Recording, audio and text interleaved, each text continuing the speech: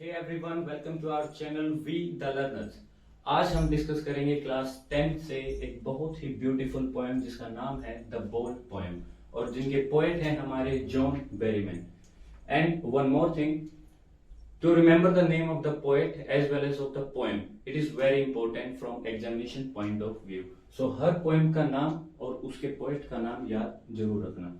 Before starting the explanation of the poem, let's look at the overview of our poem. A boy loses a ball. कोई बच्चा, कोई लड़का अपनी ball को खो देता है। He becomes very upset. वो बहुत ज्यादा upset हो जाता है। और अब हमें पता है ball doesn't cost much, कि बॉल की इतनी ज्यादा कीमत नहीं होती है। And nor is it difficult two by another, और ना ही इतना मुश्किल होता कि दूसरी बॉल खरीदी ना जाए, इतना डिफिकल्ट भी नहीं होता किसी बॉल को खरीदना। Why then is the boy so upset. अब ना तो बॉल इतनी महंगी होती है और ऐसा भी नहीं कि उसको दूसरी बॉल ना दी जा सके, लेकिन फिर भी बच्चा एक बॉल के खोने पर इतना अपसेट आखिरकार क्यों है। According to the poet what has been lost, और अब हमारे पोएट के हिसाब से एक बॉल के साथ साथ क्या खो गया है। पोएम को पढ़ने के बाद हमें पता चलेगा what the boy has to learn, और बच्चे को क्या सीखना है। What the boy has to learn from the experience of losing something. कोई चीज खोने के जो एक्सपीरियंस होता है उससे बच्चे को क्या सीखना है। ये सारा का सारा इतना डीप लेसन जो इसमें लाइफ लेसन है हमारा, वो हमें सीखने को मिलेगा after reading the poem. So now let's start the explanation of our poem. What is the boy now who has lost his ball? What is he to do? I saw it go merrily bouncing down the street and then merrily over there it is in the water. Poet क्या कहते हैं? What is the boy now? What क्या is है the boy लड़का now अब लड़का क्या है? Means कभी भी जो लाइन किसी भी पोएम की जो ट्रांसलेशन है वो वर्ड टू वर्ड नहीं होती। पोएट क्या करते हैं? They play with the words, वो वर्ड्स के साथ खेलते हैं, उसमें बहुत सारे पोएटिक डिवाइसेस ऐड करते हैं, राइम स्कीम ऐड करते हैं, उसमें अलग अलग पार्ट्स ऑफ स्पीच का यूज किया जाता है, अलग टोन यूज करते हैं और एक लेयर ऐसी बना देते हैं जिसके अंदर वो फिर डीप जो उनका आइडिया होता है उसको छुपाते हैं। And we have to dig out that idea. So इसकी क्या एक्सप्लेनेशन होगी? What is the boy now, अब लड़का क्या है ये नहीं होगी। मतलब the poet wants to tell us, poet wants to know about the situation of the boy, condition of the boy, कि बच्चे की सिचुएशन अब क्या है, उसकी कैसी कंडीशन है। Who has lost his ball, कि उस लड़के की कंडीशन क्या है जिसने अपनी बॉल को खो दिया है। What he is to do, क्या अब वो क्या करेगा। I saw it go, मैंने उसे देखा है जाते हुए। Merrily bouncing, merrily क्या होता है? Happily, बहुत खुशी से। बाउंसिंग उछलते हुए, डाउन द स्ट्रीट गली में, एंड देन मैरिली ओवर और फिर बड़ी खुशी खुशी से, there it in the water और गली से फिर बड़े खुशी से उछलते हुए बॉल को मैंने देखा है जाते हुए कहां? वाटर के अंदर। सो पोएट ने इस स्टैंजा में क्या कहा है कि अब लड़के की कंडीशन क्या है और जिसने बॉल को खो दिया है उस लड़के की क्या कंडीशन है, अब वो क्या करेगा। मैंने बॉल को जाते हुए देखा है, बड़ी वो खुशी के साथ टपकते हुए बॉल गली से होते हुए पानी के अंदर गिर चुकी है, मैंने उसे देखा है। नो यूज टू से, ये कहने का कोई मतलब ही नहीं है। Oh there are other balls, अब बच्चे को ये कहने का कोई मतलब नहीं है कि और भी तो बॉल्स हैं, ऐसा क्यों है। An ultimate seeking grief fixes the boy, ऐसा पोएट ने क्यों बोला है कि और भी तो बहुत बॉल्स हैं, ये कहने का कोई मतलब नहीं है। जैसे ही हम इस पोएम को पढ़ लेंगे, जैसे इसकी एक्सप्लेनेशन खत्म होगी, by the end we will come to know about the answer. An ultimate seeking grief fixes the boy, बच्चे को इतना ज्यादा दुख हो जाता है, अल्टीमेट फाइनली क्या होता है? सेकिंग ग्रीफ, हिला देने वाला ग्रीफ, दुख उसको फिक्स कर लेता है, उसको जकड़ लेता है। एज ही स्टैंड्स रिजिड, जैसे ही वो वहां खड़ा है, रिजिड खड़ा है, स्थिर खड़ा है।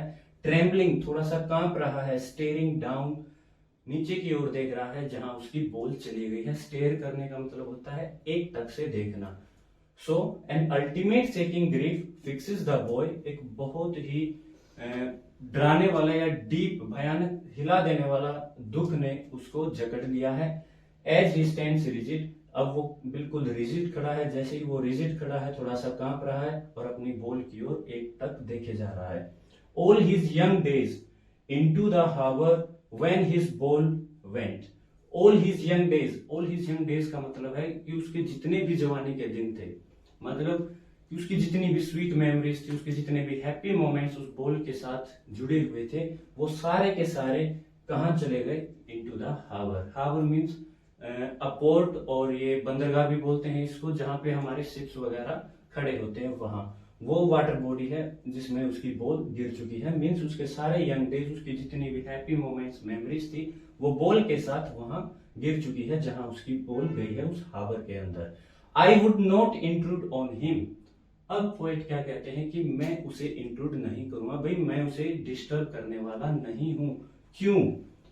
अ dime another ball is worthless. Dime का मतलब होता है कि a 10 cent coin means dollar का 10वां हिस्सा, और you can say a very small amount of money.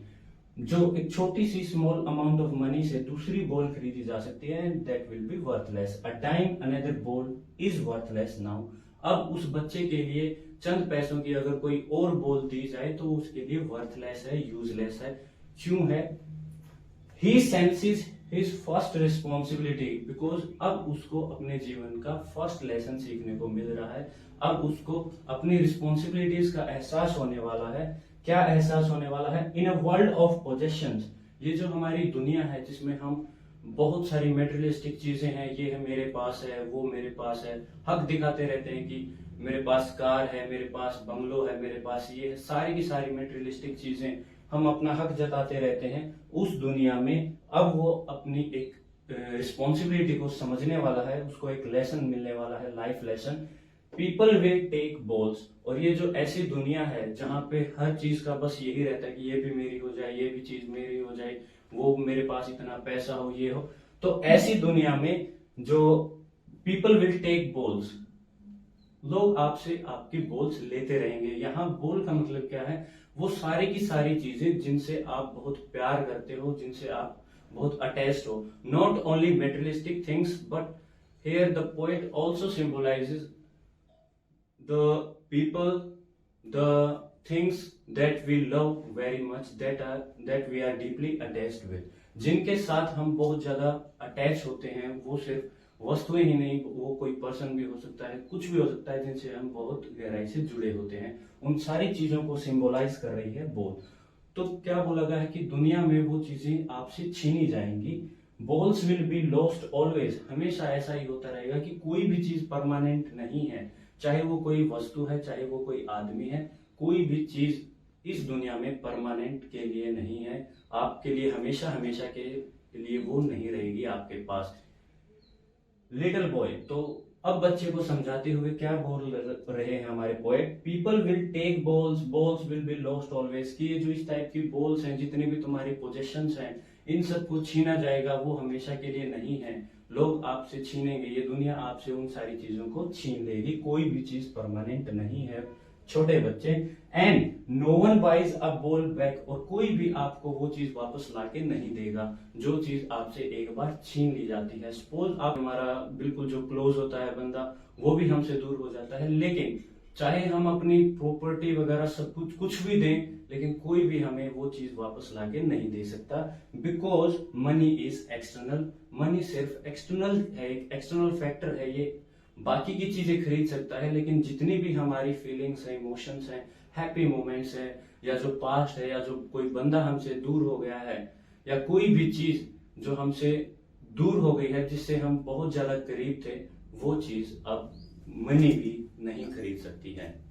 And he is learning well behind his desperate eyes. Desperate means hopeless, बहुत ज्यादा दुख भरी आंखें हैं जो उनके पीछे वो क्या सीख रहा है? The epistemology of loss. Epistemology होता है नॉलेज, कि उसको ज्ञात हो चुका है भाई किसी चीज को खोना क्या होता है, ये वो लेसन सीख रहा है। And then how to stand up, और किसी चीज को खोने के बाद क्या दुख होता है, हम पे क्या बीतती है, वो चीजें वो फील कर चुका है। और उसके बाद हाउ टू स्टैंड अप, कैसे हम खड़े हो सकते हैं, how we can cope up with that, knowing what every man must one day know. और वही लेसन जो हर किसी को एक ना एक दिन सीखना पड़ता है कि भाई किसी चीज को खोने का क्या दुख होता है, और हमें फिर खड़ा भी होना पड़ता है, लाइफ में आगे मूव ऑन भी करना पड़ता है, and most know many days how to stand up.